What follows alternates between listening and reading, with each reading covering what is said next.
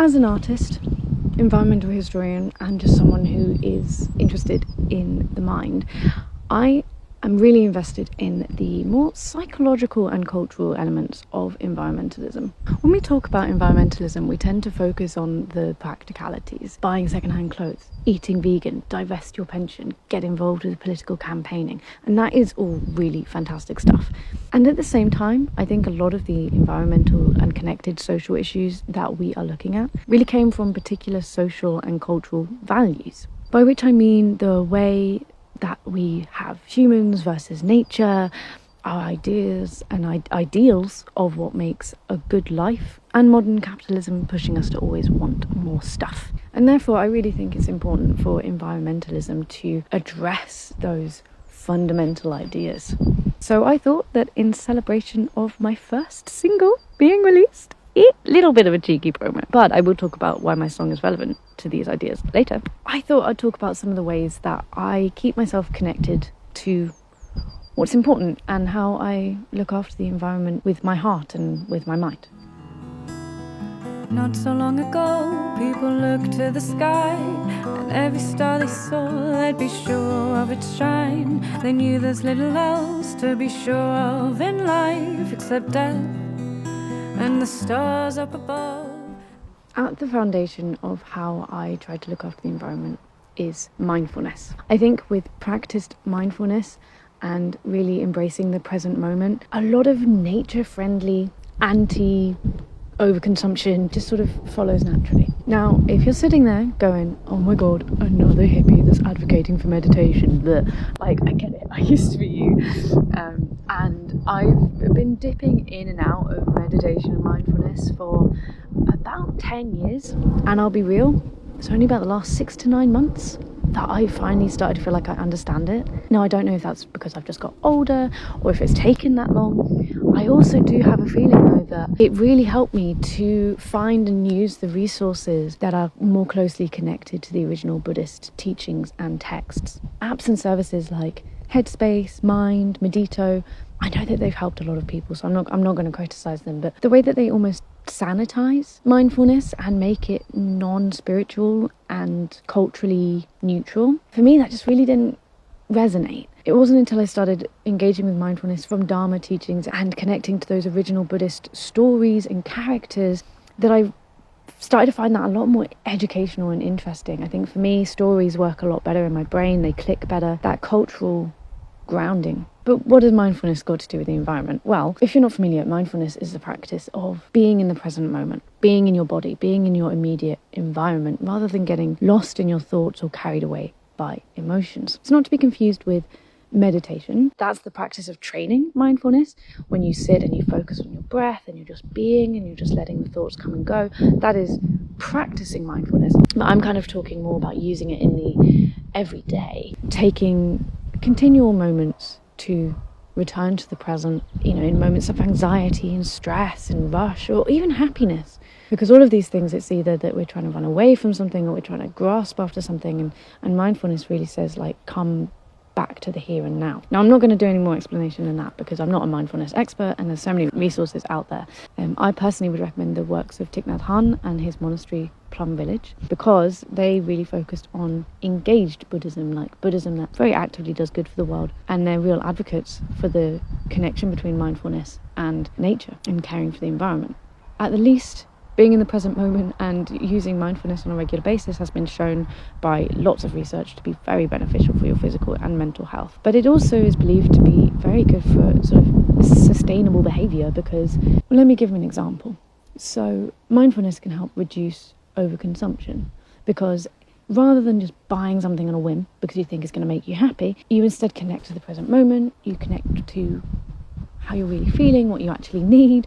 I've really found that mindfulness helps me cultivate gratitude for what I already have, the people and the places, not feeling like I need to run off and travel the world or buy all this stuff. And it also really helps me slow down. I can be such a go-go-goer. Since I started really practicing mindfulness, it's really helped me just slow down and accept a reasonable amount that I can do. We don't need to be doing as much as we are, and it's all connected to how we treat the environment. But whatever mindfulness looks like for you, I really do believe it can be foundational for treating the environment better by making the right choices. But now we don't look up, we look down instead, and blind our minds with electric lights that promise us more stuff, information and friends, while above our heads our demands flash bright. Connected to my practice of mindfulness, I really like to try to keep my internet usage down. Now, I know that's kind of ironic when I'm uploading a YouTube video, and I'm not saying that the internet can't be a wonderful resource, but I think we often forget the environmental damage of it. The internet and the cloud and all of this data, it feels very intangible, but nothing on this planet is disconnected from the environment. The internet relies on data centers, which are just vacuums of electricity and water usage because they have to cool down the servers. It also destroys landscapes when they're having to build new data centers. And at the moment, data centers are proliferating at an alarming rate due to the demands from AI. And it's really easy to dismiss our personal internet usage as negligible, but at the end of the day, all of this data that we're uploading and downloading and transmitting all over the place, it is taking its toll, and it all adds up. Every time I get sucked into a YouTube Shorts hole of 30-second clips of movies that I'm never going to watch, I'm promoting and encouraging people to upload a lot of, I'm going to say it, bullshit. Is it just me? It feels like the internet's kind of burgeoning with crap at the moment. There's so much content and it's just filler. And that's the thing, it is actually filling up data centers and requiring yet more servers. As an individual, when we're talking about environmentalism, it always feels somewhat negligible compared to the bigger picture, but guess what? We are part of the bigger picture. But also from an individual perspective, the internet is full of marketing and influencing and just promoting so much overconsumption, a disconnection to our immediate communities and environment. And I'll just put it this way, when I use the internet less, I feel better. When I use the internet just for long form videos that either teach me something or entertain me in a deeper way, I feel so much better than when I wade through the digital version of trash. More specifically, I'm also really, really trying to avoid AI. This is partly because AI uses horrifically more energy than normal internet usage. And AI image and music and text generation, from what I understand, is even worse. So not only does avoiding AI avoid all of that energy wastage, I also feel like I want to stay connected to the human way of doing things, you know? We've survived without AI for this long, and the idea that we need to integrate it into every aspect of our society like it's some kind of necessity just feels a bit, at the very least, unnecessary and potentially quite insidious. But I think this is actually like a huge topic that I can't really get into right now. I, for one, really don't want to normalise AI usage. Humans must learn to love silence and darkness, or a few men will steal even the skies from us. I recently read a book called Mörkermanifestet om artificiellt ljus och hotet mot en uråldrig rytm. It was super, if you'll pardon the pun, illuminating on how light pollution is a much bigger issue than a lot of us think. It really damages so many natural processes, like the mating rituals of certain species or their ability to find food, and it's arguably a leading cause in the mass extinction of insects. Unsurprisingly, therefore, light pollution also has a serious effect on us. It's disrupting our sleep and our hormone levels and all sorts of other things. So I really recommend reading the book if you'd be interested in sort of some practical things that you can do against light pollution. But it's also sort of not being afraid of the dark, going out at night and enjoying the stars and the moon and the darkness as well, like letting my eyes adjust rather than using a torch. Our eyes have developed a mechanism for night vision. I feel like we don't ever use it anymore. And also when you start doing that, when you start going out at night, you just start to really feel we just have too many lights everywhere all of the time. And then this one's a bit harder, but I also just try to honor the dark as a time of rest. And that's really hard in our current society that wants us to be always producing, always working. But for example, in the winter, I really try and embrace the rest that my body wants to take. You know, that the darkness is making my body go, sleepy time now. And yeah, if you're interested in this, my song, Stolen Stars, is unsurprisingly about this very topic. So that's got more of like my musical thoughts about all of this. I want to steal back the stars. You didn't have the right, they weren't yours to take. I want to trust once more the stars and know these constellations can be fake. Maybe here? Oh my god, why didn't I sit on this bit's like flat instead of it going up my arse? I've been sitting on this really uncomfortable rock this entire time. Anyway, so the final thing that I wanted to talk about. In the past, I've been really involved in climate protests and actions, which isn't quite possible for me at the moment. So instead, I'm really focusing on resisting where I am. I think we often underestimate the influence that we can have in the workplaces or community or school, for example, that we inhabit on a daily basis.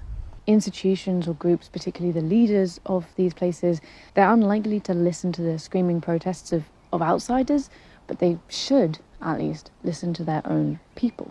So I'm learning to resist culturally, even when I don't think it will necessarily have that much of an effect. Perhaps this is clearer if I give an example. So recently, one of my teachers at my music school has been encouraging us to try and use AI in making music. Now, I don't have the time now to get into all of the environmental, social, financial, legal, and pedagogical reasons that is atrocious. But what I did do is, instead of submitting the homework, which was to create 3 songs out of AI, I wrote an essay describing all of the ways that AI is extremely dangerous. Now, did this do much? I'm not going to lie to you.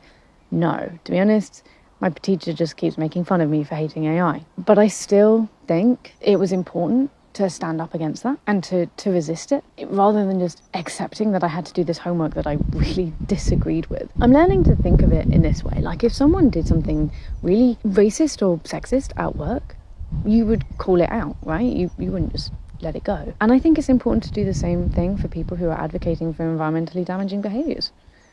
But I guess it goes to show how powerful they are, that even through our blast of electricity and rockets, the stars still shine from millions and trillions of miles away.